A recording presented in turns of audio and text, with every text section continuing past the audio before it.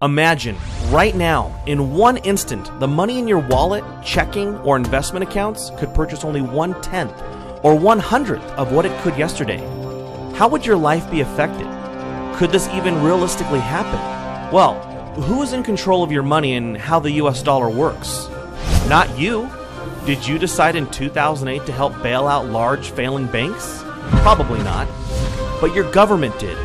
Did you notice how prices rose for gas and food after this? Our crisis was witnessed by the world, by our creditors, yet our government borrowed more money and the Federal Reserve printed more dollars. All of these events change the value of each dollar you have. At any moment, another event could happen that changes the value of these dollars more dramatically. So how can you protect yourself? You may have been told to store wealth in real estate or gold and silver. These are good places to store wealth, but you cannot buy groceries or goods directly with these assets because they aren't currency. You can't transfer their value easily or efficiently for real-world transactions. There is a form of currency that does not deal in dollars, and that is actually inflation-proof. It is the banker's worst fear.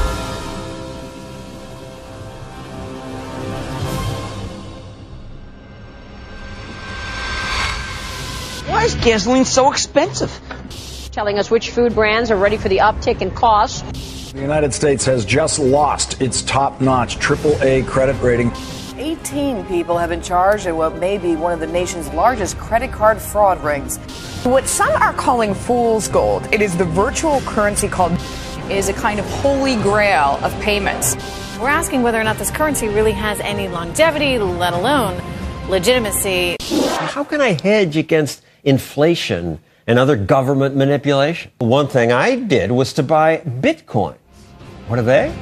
I don't really know that much about Bitcoin. Bitcoin is a purely online currency with no intrinsic value. It is digital currency, which you can then use to buy things online. Bitcoin. What is Bitcoin? Bitcoin, first introduced in 2009, is a relatively new technology in today's ever-changing world. Bitcoin is a digital currency, an innovative tool that is revolutionizing people's daily lives, as did smartphones, eBay, YouTube, and even the internet itself. I can communicate with people live anywhere in the world by typing on the keyboard. You've got mail. The Bitcoin network facilitates the instantaneous transfer of value across any distance over any borders, to any place on Earth. Specifically, it allows any person in any place with an internet connection to receive and transfer value. To send $8,000 from America to Australia, Western Union would charge you $336. In contrast, any value of Bitcoin can be transferred with a fee of no more than 2 cents at today's exchange rate. Besides being able to transfer wealth instantly, Bitcoin is highly valuable because in its specially designed software, the supply of currency units, also called Bitcoins, is increased at a steady rate.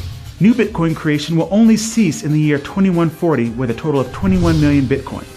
As of September 2013, there exist in circulation over 11.5 million Bitcoins, over half the total supply that will eventually be mined. Mining Bitcoin is the process by which new Bitcoins come into existence. They are created in blocks, and currently 25 Bitcoins are mined per block.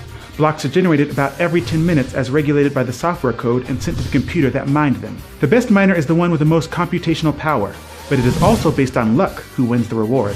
A rough estimate would put the total number of Bitcoin miners at 100,000.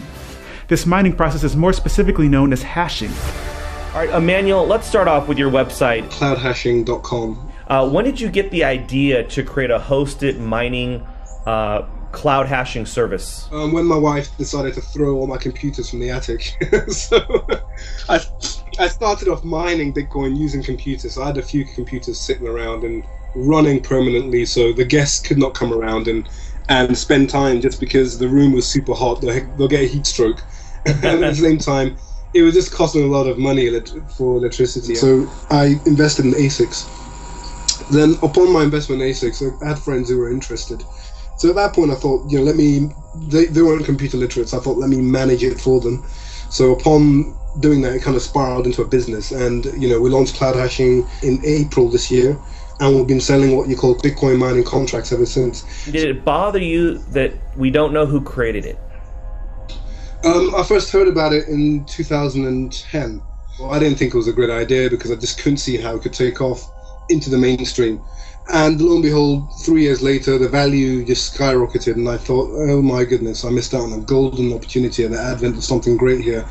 I think the very fact that I didn't know who created it kind of raised a lot of questions. I mean, but realistically, that didn't matter. The maths itself and the proof of work concept itself, it's a super secure currency. It may be hard to trust such a new, strange, and exciting system like Bitcoin. Some, mainly computer technology enthusiasts, already see Bitcoin as more secure than email, online banking, and your E-Trade account. So what made you say, you know what, I'm going to trust Bitcoin? Well, that's a great question. Do you use the internet? I do. Do you trust it? I pretty much have to. You trust the internet. You don't necessarily trust everybody on the internet. No. Right. But you trust the internet. You trust that you go in and type in on your browser and you get to Walmart.com. You trust that's Walmart or whatever. Yeah. And there are legitimate actors on the internet, right? Like Amazon.com. I'm sure you bought stuff there. Mm-hmm. Well, Bitcoin is very similar. It is computer code that's a protocol. Like email, a person would not normally assume anyone in this case can see, delete, or otherwise access their email account without their permission and password. There is one exception in that your email provider could shut you down or even spy on you at the NSA's request. Why should people start taking a serious look at it who want to get off the government's radar? I think it's a very important thing.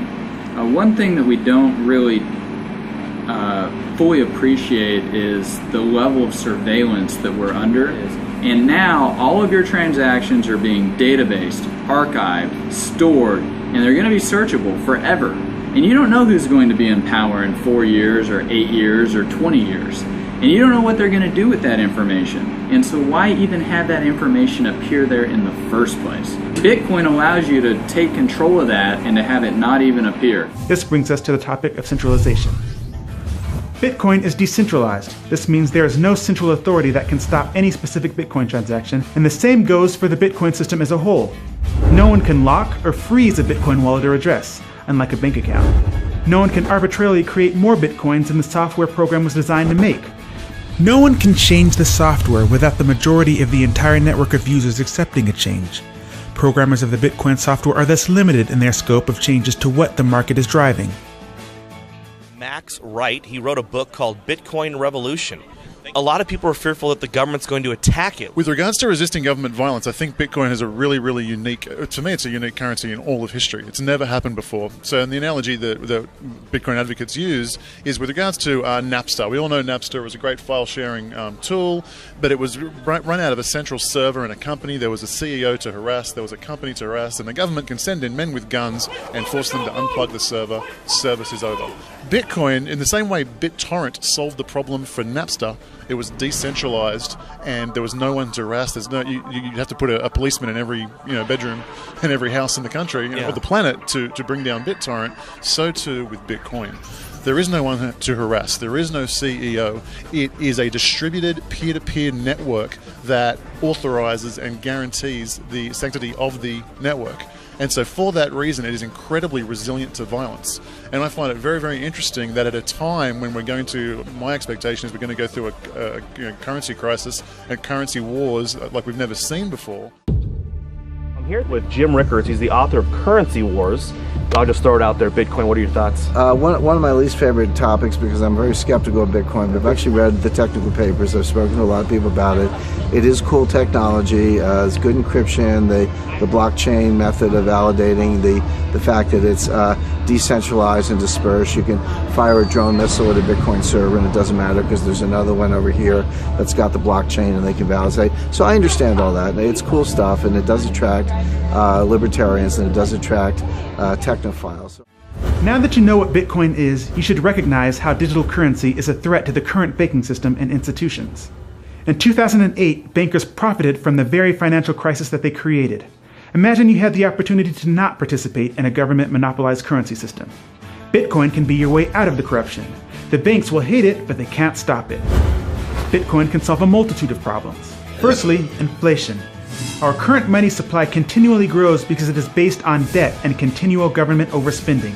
The US money supply has actually multiplied over 10,000 times in the past 200 years. This explains why purchasing power has significantly lowered. why Coke in 1959 cost a nickel and is now about 20 times that. The supply of bitcoins has only increased at a specific rate that won't change. This means that it is inflation-proof. Bitcoin also prevents theft. If you hold cash, not only would you worry about someone stealing your wallet, but the government has been known to confiscate cash at airports and during police stops. Had an encounter with the TSA, the Transportation Safety Administration, in which they not only wanted to know who he was, who did he work for, how did he get the money that he had on him, and what did he plan on doing with that money. $4,700? Why do you have all this money? Back in 2012, Mishra's friends, Rajesh and Marina Derry, were driving her cash across country when Nebraska state troopers booked them for speeding. Officers then got permission to search the car. In the back, they found 2 bags filled with cash and arrested the Derrys, believing the money was ill-gotten. You cannot steal bitcoins in a Bitcoin wallet without knowing someone's password. You can copy and store your wallet in an unlimited number of locations and access it from anywhere with internet access, just like email. With Bitcoin, it is much easier to move your money, as we noted earlier. It's also easier to keep your transaction private should you want to remain anonymous from your peers or even the government. Your name is not connected to your Bitcoin address unless you choose to through a third-party service that uses Bitcoin. The government would need to know and control the entire internet to track or stop Bitcoin payments. Lastly, a great benefit for Bitcoin is the ease of starting your own business. You can set up a Bitcoin address to receive money for products or services within seconds, versus trying to comply with all your country's regulations, creating a bank account, etc. You also don't have to worry about fraudulent payments because Bitcoin transactions are irreversible. Your business would not have to pay large fees to credit card companies either. A customer can simply use a cell phone app to send payments to you if your business has a storefront, like a bar or a restaurant. Bitcoin is already accepted on many online websites for products and services including freelance work, donations to organizations, pizza shops, auctions, electronics, web hosting, domain registration, file storage, gambling, music, clothing, graphic design, and even some massive retail outlets like bitcoinstore.com. Alright, I'm going to go to the Bitcoin store, I'm going to purchase a laptop, and I want to show you guys just how easy this is to do. You can have a lot of items on here, but we're going to pick laptops because that's what we need. But you can see you have a lot of different things you can buy, digital cameras, desktop PC, webcams, all kinds of stuff you can also search for. But we're looking for a new laptop. And you can see this is just like going to any other store that would accept US dollars. We've got this notebook here, we can add to cart. Here's the cart, proceed to checkout. So just like if you went to Best Buy. You can register or you can just check out as a guest. I'm going to check out as a guest today. We simply input our information. Our next step is our shipping method. The payment method is going to be Bitcoin. Place order. Okay, so we would just scan this with our phone, or we could use view address to pay it. And once you do that, you input that into your Bitcoin wallet, and the transaction is complete. Today is September 22nd, so I guess we'll see how fast they ship it out. Wow, so it's only been 2 days. Free shipping. We ordered it on the 22nd of September, and we received it on the 24th. You've got all your accessories, brand new. Yeah, same price as Amazon. I didn't pay anything extra for it. It's perfect. That was easy. Let's see what else I can do with Bitcoin. All right, so I'm on bitmit.net, and I'm going to sell my old TV.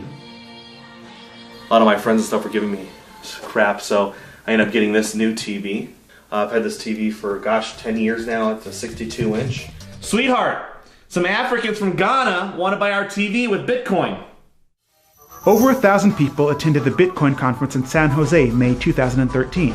The Bitcoin Forum has over 100,000 members discussing Bitcoin. Payment processor BitPay currently has thousands of merchants using their services to accept Bitcoin payments on their websites. As of September 2013, the value of Bitcoins created has reached $1.5 billion as determined by the free market. Bitcoin seems to be growing at a rapid rate, maybe even outpacing the government's ability to regulate it.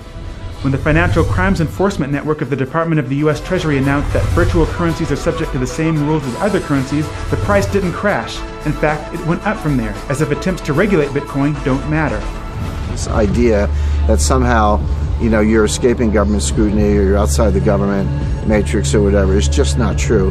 Mt. Gox was attacked by the government. Of course, the Silk Road now arrests have been made. So the government's watching everything you do. So there were a lot of exchange popping up, and they started getting hammered. And I mean, with all the laws and banks closing their accounts and stuff like that, and that made it difficult. But then in comes local Bitcoins. They let individuals advertise whether they want to buy or sell, and those individuals hook up with each other.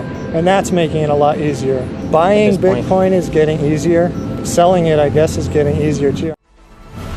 There's no reason in the world that a privately issued currency couldn't be issued and serve maybe even better, because it's totally beyond the temptation of politicians to start meddling with the rules. Yeah. It's beyond the reach of political temptation. Now, picture a world where you are in control of your money, where you're free to spend any amount, small or large, anywhere in the world, and your identity is safe. Your money cannot be diluted by government creating it out of nothing and then giving it away to banks, special interests, towards wars, or in foreign aid. You can help stop selfish banking interests. You can shape your destiny. And we don't even have to end the current system. We just merely need to bypass it. Thank you for watching our video. Go to our website at bankersworstfear.com to receive your free report on how you can start opting out of the current monetary system. You'll also receive full guest interviews as well as exclusive analysis from future money trends. Close enough.